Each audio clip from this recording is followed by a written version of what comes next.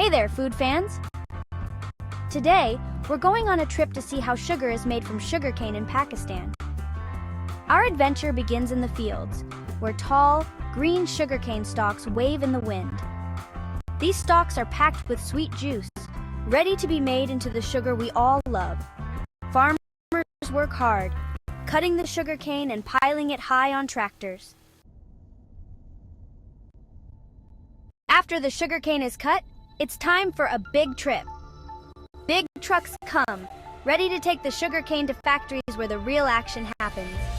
The trucks rumble down the roads, carrying their sweet load.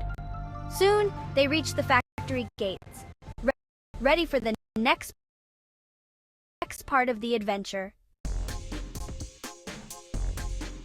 Inside the factory, it's loud and busy. Huge machines wash the sugarcane and chop it up.